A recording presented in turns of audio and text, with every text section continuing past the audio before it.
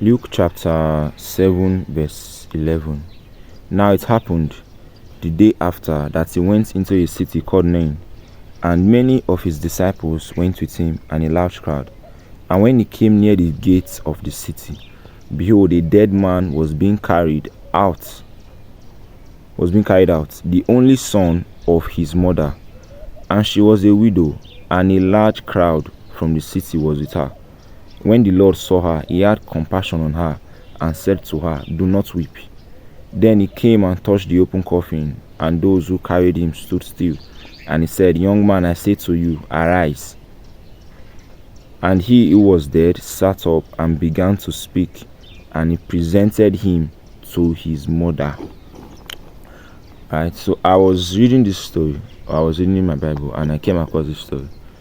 The widow of Nain. So this woman, she has been through hell.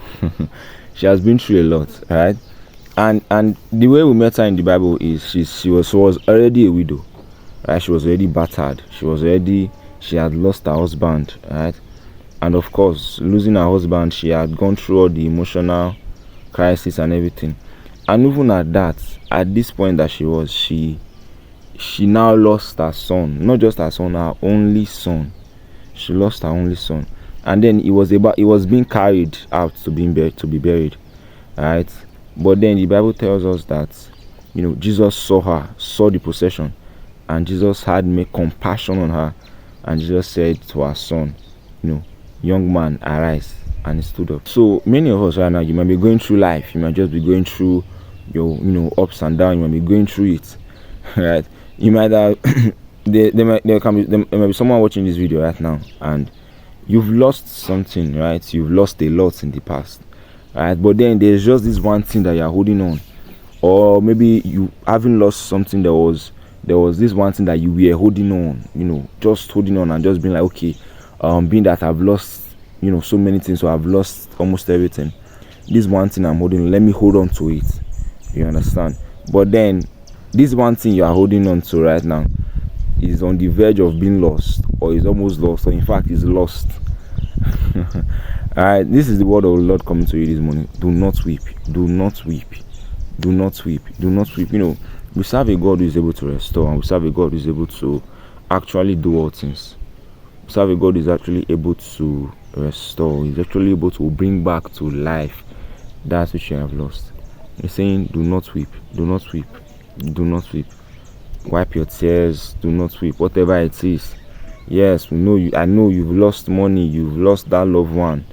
Yes, you've lost that relationship. You've lost that friendship. You've lost that business. You were sacked. Your health, addiction, whatever it is. But we have a God who is able.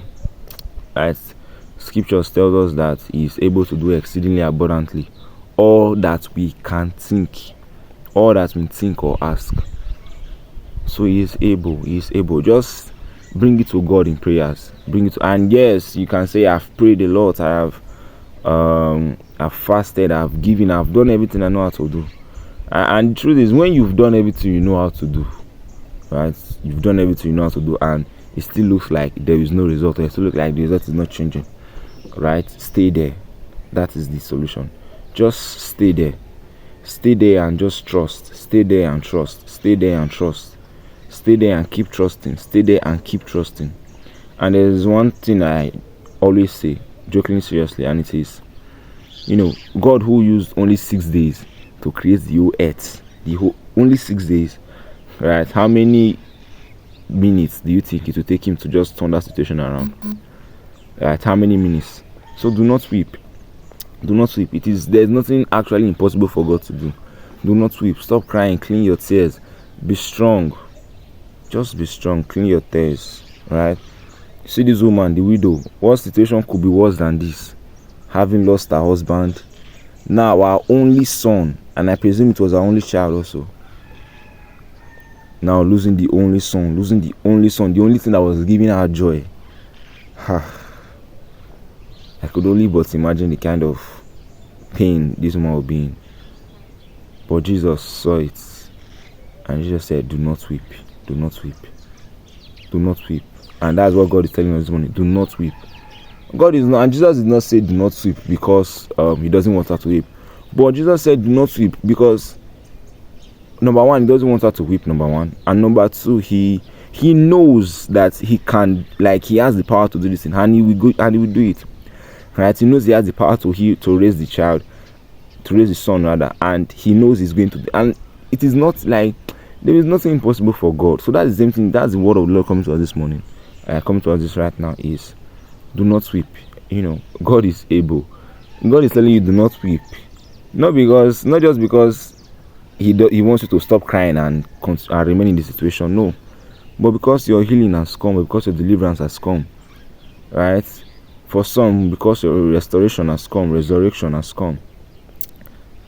Amen. So I hope this blessed you. And yeah, until next time.